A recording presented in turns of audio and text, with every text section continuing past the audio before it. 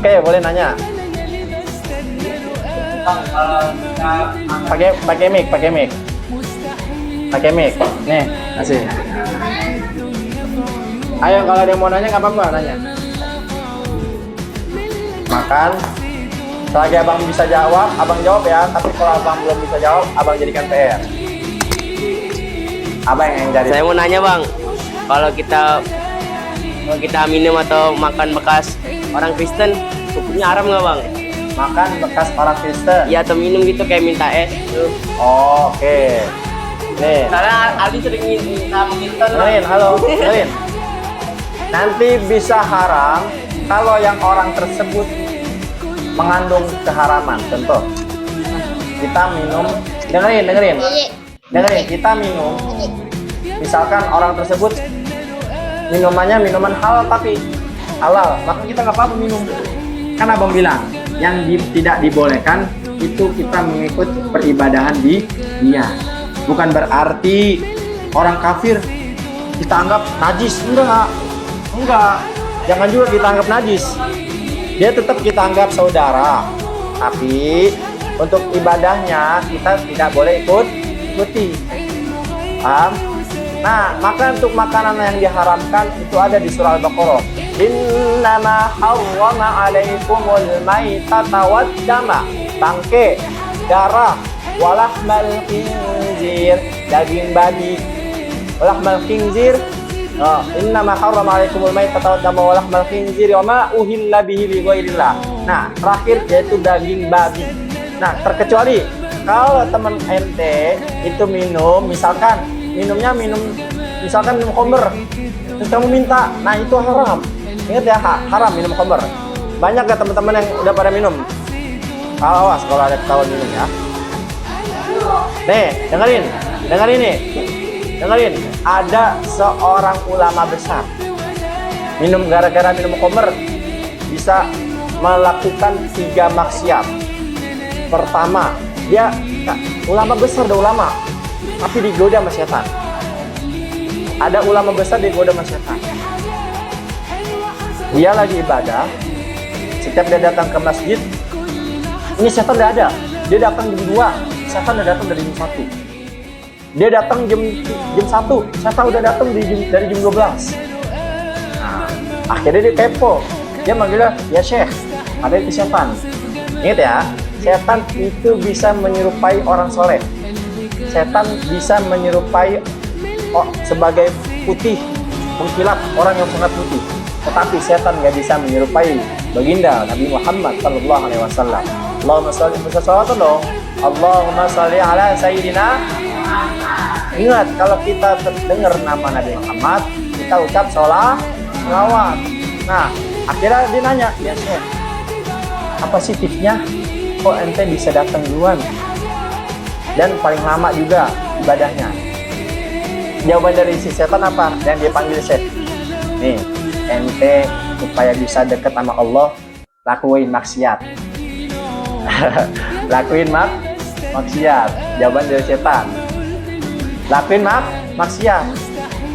Akhirnya, dia sempat karena nih ulama ya. Masa iya lakuin maksiat?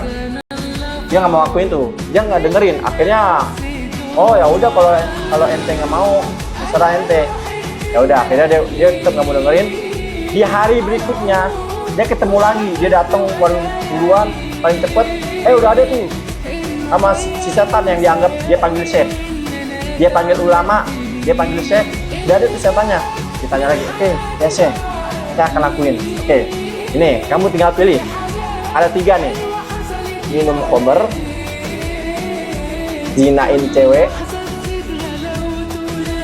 terus bunuh orang.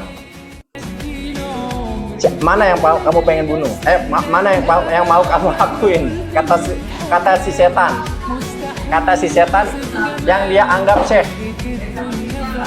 Ya udah dah, saya minum khamr aja. Dengerin. Ya udah dah, saya minum khamr aja. Karena kan minum khamr nanti nggak bakal ketahuan, kata orang tersebut. Kata si ulama tersebut yang tadinya ulama besar. Akhirnya dia minum khamr. Dengerin.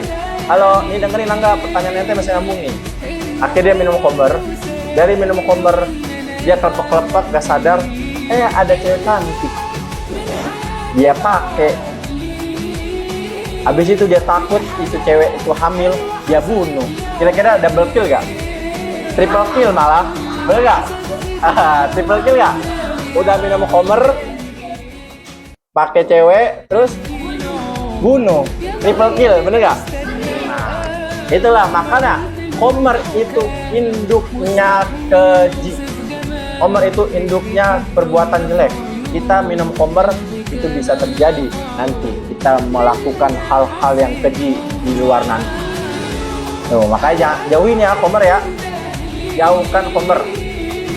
Ayat udah jelas, innamal khamru wal maisir wal azlamu rijsum min amali syaitan fajtanibuh la'allakum tuflihun. Karena khamr itu perbuatan setan.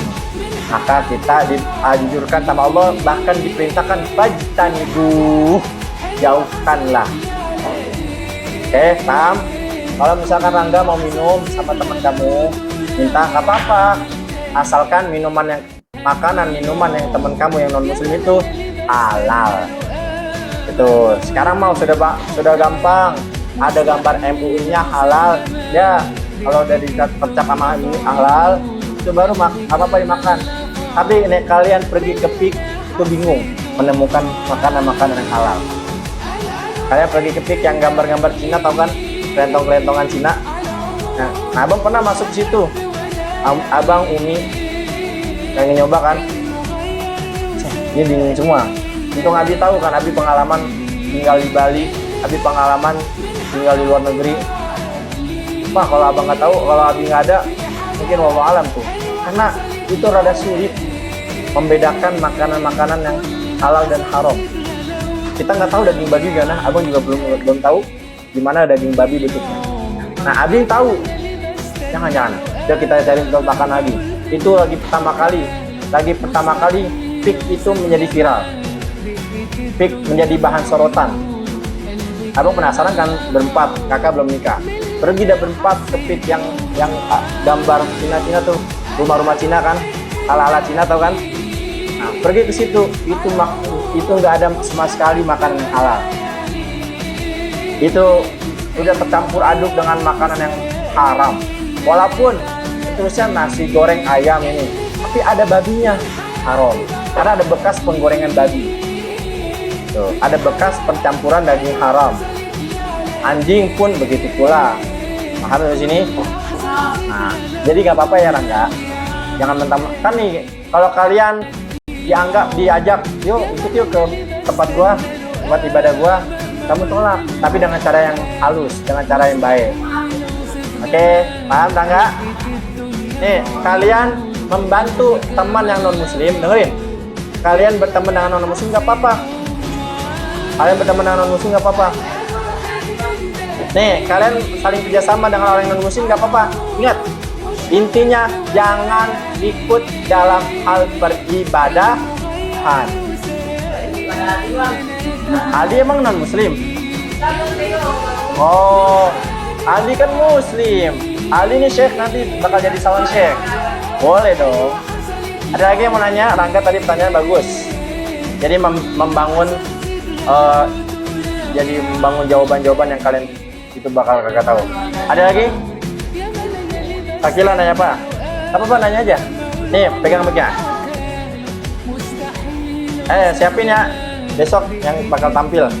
Kali ini kita nggak hafalan. Apa ya? Entar. Nih, Sakila mau nanya apa? Nih, Mika. Kasih Mika.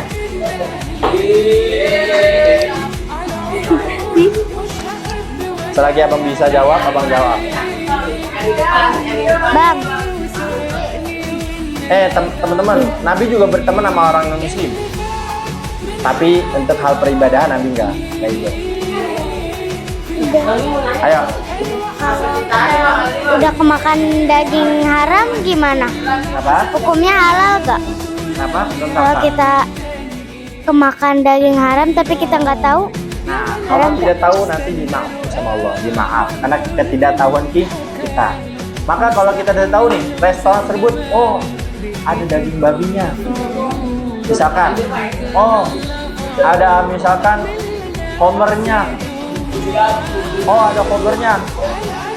Maka lebih baik kita hindari daripada kita tetap maksa buat masuk, tapi ujungnya kita ke bawah juga. Tuh. Alangkah baiknya iman kita, karena kita imannya masih rendah, masih belum kuat, alangkah baiknya kita hindarkan. Tapi misalkan Sakila nggak tahu udah kemakan, maka itu tidak apa-apa. Dengar ini. Nah, ada penting. Bang, posisi saya di hutan, kagak ada makanan halal. Maka hal yang awalnya haram menjadi halal ketika timbul darurat. Kita di hutan, lagi mendaki gunung. Misalkan kita kesasar, nggak menemukan makanan sama sekali, kita bekal habis. Maka nggak apa-apa kita makan ular, kita nggak apa-apa makan hal yang ada di hutan. Padahal posisinya di situ haram. Tapi hal yang haram ketika posisi kita darurat menjadi hal habis ini. Banyak sekarang orang yang kesasar itu makan ular, tapi abang beli. Alhamdulillah. Oh, Ali paham ular. Oke, pertanyaan. Ingat ya, kita nggak apa-apa makanan yang haram, tapi asalkan posisi kita darurat ketika di hutan, itu biasanya itu terjadi. Tapi kalau kita sekarang masih di luar kota, masih di kota seperti ini Jakarta, di perkampungan masih banyak makanan-makanan halal. Selagi masih banyak makanan halal, maka yang haram tidak boleh kita lakukan. Paham? Ada pertanyaan lagi? Ada? Tentang cinta. Tentang cinta. Ingat tadi. Abang menemukan kata-kata yang bagus. Di Indonesia seperti ini. Pandangan orang yang pandangan orang yang cinta sama kita, itu kita buat jelek aja tetap dianggap baik, tetap dianggap manis. Tapi dengerin, ada lagi. Tapi pandangan orang yang benci sama kita ngelakuin baik aja, kita ngelakuin perbuatan soleh aja, tetap di mata dia itu jelek aja bawahnya. Karena dia itu benci. Beda hal sama orang yang sayang sama kita. Aldi, misalkan Aldi masih A, misalkan Aldi ada nggak boleh sebut nama. Aldi sama A, walaupun misalkan Aldi itu berbuat kejelekan, terus si A ini cinta sama Aldi, tetap aja dianggap baik Aldi itu. Seperti itu. Si A nggak boleh nyebut nama, oke? Jadi gitu ya, untuk cinta. Jadi kalian udah nggak usah pesimis. Bentuk soal cinta kalian nggak usah pesimis. Boleh jadi di sini kalian dibenci, boleh jadi di sana kalian dicintai. Karena Nabi Muhammad, dengerin, karena Nabi Muhammad itu di Makkah Nabi Muhammad dicaci maki, dihujat, bakal ditimpuk oleh orang kafir, tapi di Madinah Nabi Muhammad dihormati.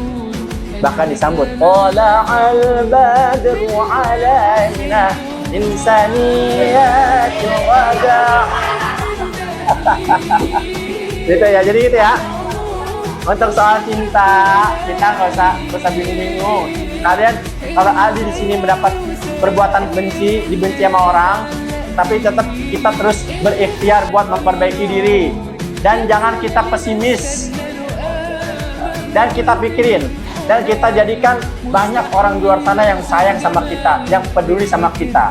Paham? Oke.